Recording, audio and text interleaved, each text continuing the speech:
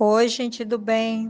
Vamos apoiar as publicações da Fundação Bezerra de Menezes? É só curtir, se inscrever no canal, ativar as notificações e compartilhar com os amigos. Simples assim.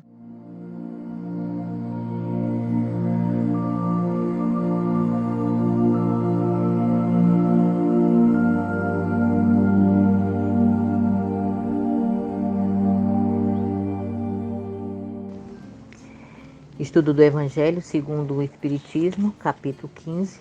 Fora da caridade não há salvação. E o item, parábola do bom samaritano. Ora, quando o Filho do Homem vier em sua majestade, acompanhado de todos os anjos, se assentará no trono de sua glória, e todas as nações, estando reunidas diante dele, separará uns dos outros, como um pastor separa as ovelhas dos bodes, e colocará as ovelhas à sua direita e os bodes à sua esquerda. Então o rei dirá àqueles que estarão à sua direita: Vinde, vós que fostes benditos por meu Pai, possui o reino que vos foi preparado desde o início do mundo, porque eu tive fome e me deste de comer, tive sede e me deste de beber, tive necessidade de alojamento e me alojastes, estive nu e me vestistes, estive doente e me visitastes, estive na prisão e viestes me ver. Então os justos lhe responderão: Senhor, quando foi que vos vimos com fome e vos demos de comer, ou com sede e vos demos de beber? Quando foi que nós vos vimos sem teto e vos alojamos, ou sem roupa e vos vestimos? E quando foi que vos vimos doente ou na prisão e viemos vos visitar? E o rei responderá: Eu vos digo em verdade, quantas vezes o fizestes com relação a uns destes mais pequenos de meus irmãos, foi a mim que os fizestes. E dirá em seguida àqueles que estarão à sua esquerda: Retirai-vos de mim, malditos, ide para o fogo eterno, que foi preparado para o diabo e para os seus anjos, porque eu tive fome e não me deste de comer, eu tive sede e não me deste de beber, tive necessidade de teto e não me alojastes, estive nu e não me vestistes, estive doente e na prisão e não me visitastes. Então eles lhe responderão também: Senhor, quando foi que vos vimos com fome, com sede, sem roupa, ou doente, ou na prisão, e deixamos de vos assistir? Mas ele lhes responderá: Eu vos digo em verdade, todas as vezes que deixaste de dar essas proteções a um desses mais pequenos, deixaste de dá-las a mim mesmo. E então eles irão para o suplício eterno e os justos para a vida eterna. Mateus capítulo 25, 31, 46. Então um doutor da lei, tendo se levantado, disse-lhe para o tentar: Mestre, o que é preciso que eu faça para possuir a vida eterna? Jesus lhe respondeu: O que é que está escrito na lei? O que ledes nela? Ele lhe respondeu: Amareis o Senhor vosso Deus de todo o vosso coração, de toda a vossa alma, de todas as vossas forças e de todo o vosso espírito, e vosso próximo como a vós mesmos. Jesus lhe disse: Respondestes muito bem, fazei isso e vivereis. Mas esse homem, querendo parecer que era justo, disse a Jesus: E quem é o meu próximo?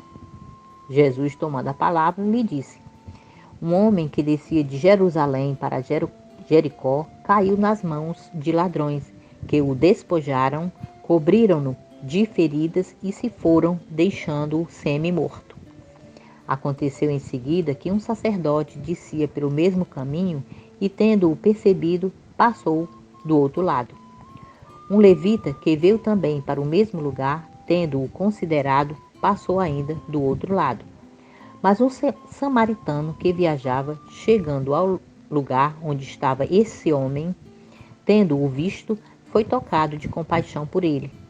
Aproximou-se, pois, dele, derramou óleo e vinho em suas feridas e as enfaixou, e tendo-o colocado sobre o seu cavalo, conduziu-o a uma hospedaria e cuidou dele. No dia seguinte, tirou 2 moedas e as deu ao hospedeiro, dizendo: Tende bastante cuidado com este homem, e tudo que despenderdes, a mais eu vos restituirei no meu regresso. Qual desses três vos parece ter sido o próximo daquele que caiu nas mãos dos ladrões? O doutor lhe respondeu: aquele que exerceu a misericórdia para com ele.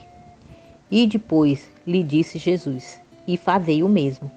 Lucas capítulo 10, versículo 25 a 37. Toda a moral de Jesus se resume na caridade e na humildade, quer dizer, nas duas virtudes contrárias ao orgulho e ao egoísmo. Em todos os seus ensinamentos, ele mostra essas virtudes como sendo o caminho da felicidade eterna.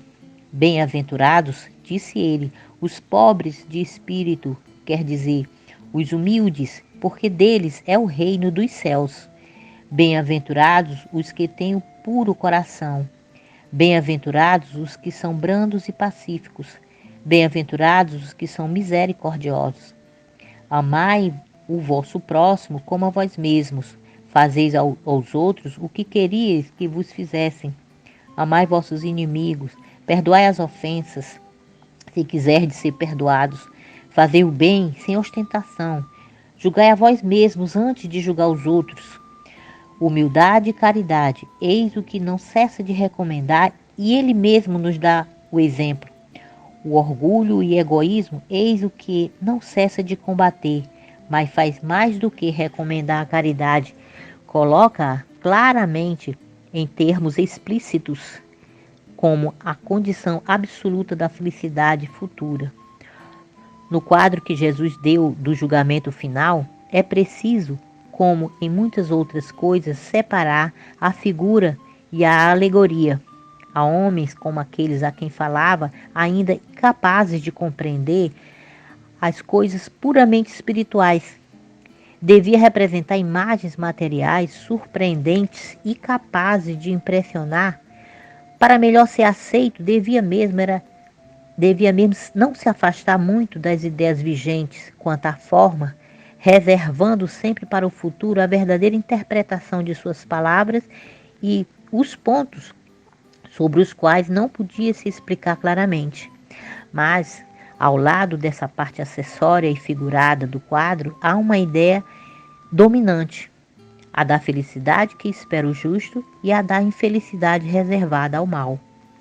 Nesse julgamento supremo, quais são os considerandos da sentença? Sobre o que dirige o inquérito? O juiz pergunta se se cumpriu esta ou aquela formalidade, observou mais ou menos tal ou tal prática exterior. Não, ele não inquire senão de uma coisa, a prática da caridade, e sentencia dizendo: vós que assististes vossos irmãos, passai para a direita. Vós que fostes duros para com eles, passai para a esquerda. Ele se informa da ortodoxia da fé, faz uma distinção entre aquele que crê de um modo e o que crê de outro? Não, porque Jesus coloca o samaritano, considerado herético, mas tem o amor ao próximo acima do ortodoxo, que falta com a caridade. Jesus não fez, pois, da caridade somente uma das condições de salvação, mas a única condição. Se houvesse outras a serem preenchidas, ele as teria mencionado. Se coloca a caridade no primeiro plano das virtudes, é porque ela encerra implicitamente todas as outras: a humildade, a doçura, a benevolência, a indulgência, a justiça, etc. E porque é a negação absoluta do orgulho e do egoísmo.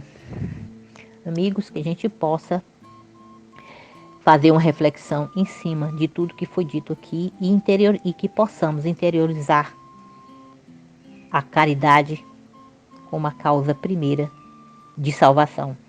Que assim seja e assim será.